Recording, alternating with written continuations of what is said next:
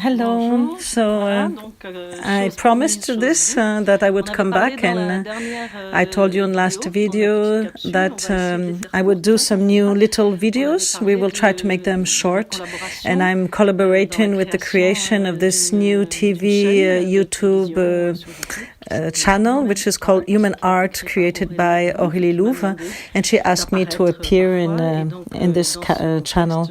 So I'm trying to make it progressive in certain explanations that are going to be progressively structured.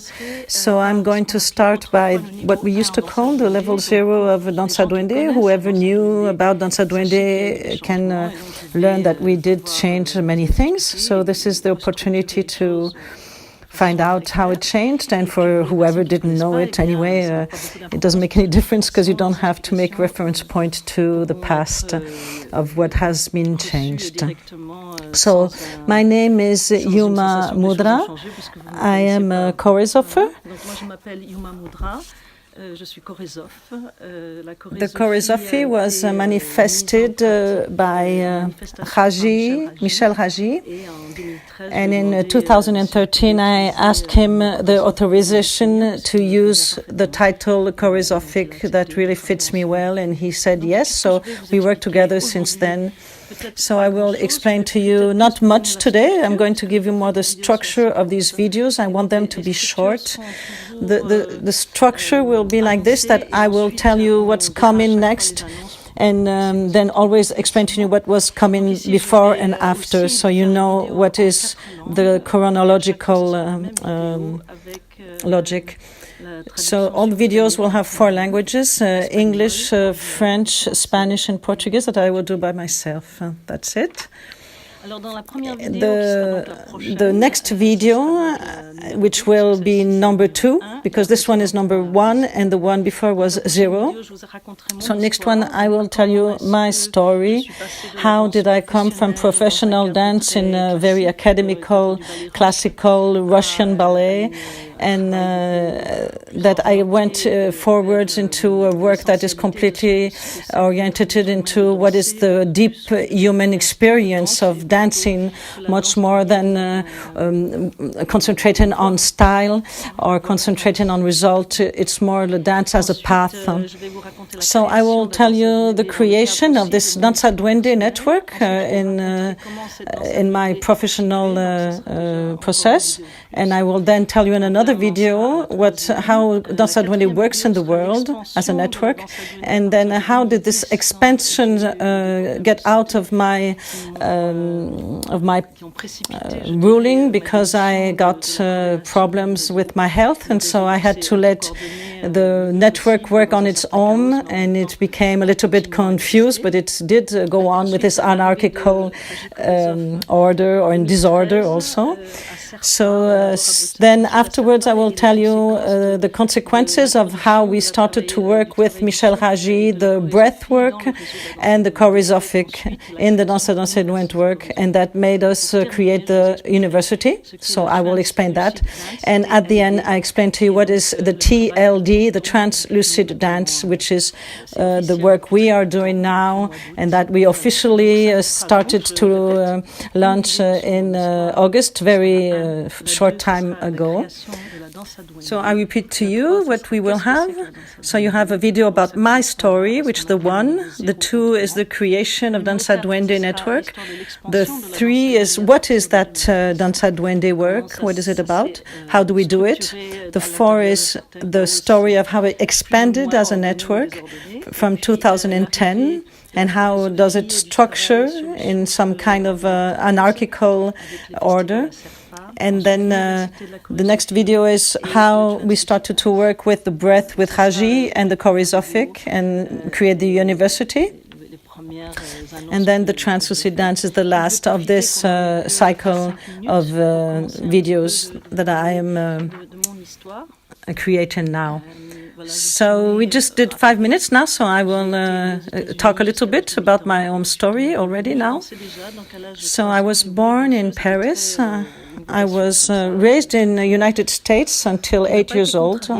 I was already dancing because at 3 years old I had the vocation to become a dancer very clearly. And my mother really gave me strength to do that. She agreed with me, and I was raised by my mother, and my father never lived with me. And I was really used to dance everywhere. I would dance at home, dance in the street, dance in the supermarkets. But I lived very difficult things, and I'm not going to tell my whole story, but it's in the book, the La Voie qui danse in French and in also Italian.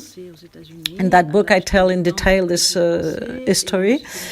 But just to tell you, resume, I came at 8 years old in France, so I get into a Russian dance school. That was the Irina Grebina company dance. And this school dance had a really professional company of 40 artists. At this time, there were nothing in Paris that we would call shows of the schools, because it was only professional. And I was 13 when I entered the professional company, because I was already like now meter 72, and so I looked like a growing up woman, even though I was so 13 years old. And then my professional path was really very changing all the time, because I got deceived by what I was finding at 14 years old. I started to be deceived because I really loved something I felt when I danced, and it was related to something very deep. I was dancing, as I told you, everywhere. And when I started to dance professionally, I found all these people that were very competitive and a lot of jealousy. And I felt bad about that, actually. I felt like if this whole thing was bringing me far from what was the real core of what I was looking for by dancing, what I wanted to realize. So my dance teacher was an extraordinary woman. It's not because of her. It's that she was just like this big master coming from very academical context, and I really loved her, and she's always with me. But my path and my destiny was something different, and so I got away from there, and I went in a lot of different things. But just to go short, at 20 years old, I was in a Buddhist community, and in there I used to do a lot of different works in the community. And I stopped, I quitted dance because as I did many retreats, solitary retreats in the forest and solitary retreats in different houses, I couldn't dance because it was not allowed to dance in the context of traditional Tibetan Buddhist retreats. But then later on I asked for authorization to dance, and they gave it to me without music, but it was very useful because I trained a lot with my practice, and it gave to my body a training that was not at all concentrated on the idea of being seen by somebody or to show something, but it was from the experience of being in communication, deep communication with some mystery, a connection inside of me with the whole universe. It's a sensibility that we have inside, a secret, and this a sense of being not destructible. And so these qualities of the nature, of the deep nature, would appear to me as I was dancing in the retreat. And I was really not training to show my dance or to work to be paid. So I was not without a mirror. And so slowly I really started to understand that inside of me there were a lot of training inside of me, that because I really had intense training as I was very young, and I was conditioned in a way that it was very difficult to change what was writing inside of me, because when we repeat a gesture, everything we think and the way we feel when we repeat the gesture gets into the body. And it's very difficult to get rid of these habits that were in the body, that because what we think and the state of mind becomes a habit because we repeated the movement with a certain way of thinking, and that is what happens with everything we do. So when I created Danse Duende, it was because I had this deep need to create something in dance that would have to do with my deep, authentic feeling of a quest, of a path, that dance is my path. And I didn't find anybody to teach me that, so I decided to create it by myself. So I called it Danse Duende.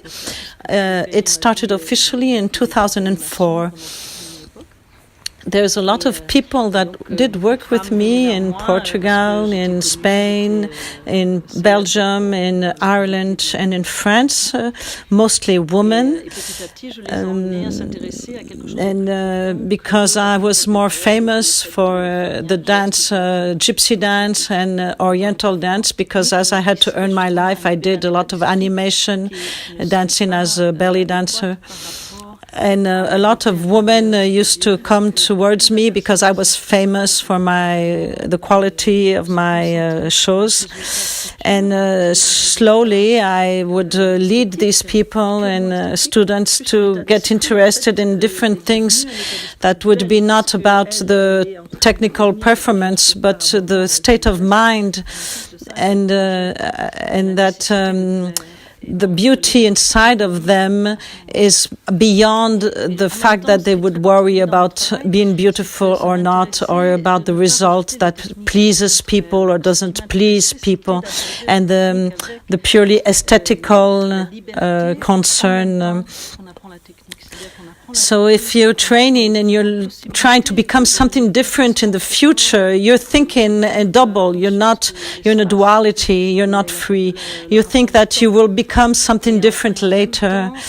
But in the same time, what is very peculiar in my work is that I really wanted to keep technical concern and freedom together, and that we learn technique. We do learn how to do things with the body that are different consistency of the body, different space awareness, and the relationship with time, the sense of time. But in the same time, to be free and have a structure and a space-time structure that can become very precise. It can become very precise and professional, but that where emotions can be worked on, and they are not anymore a veil for that are hiding our deep nature, but the emotions become the fuel that is going to make us really dance authentic in a pure form that we also can create with technique and with freedom. So I will tell you about all of this and how this school is created, what is the philosophic of this school and how we work. And then I will also tell to you what are the different possibilities for people who maybe are not always dancers, and that they can use dance as a mean to dance the life and to live the dance of each gesture and actions we do each day. So bye-bye. So this little video was 13 minutes.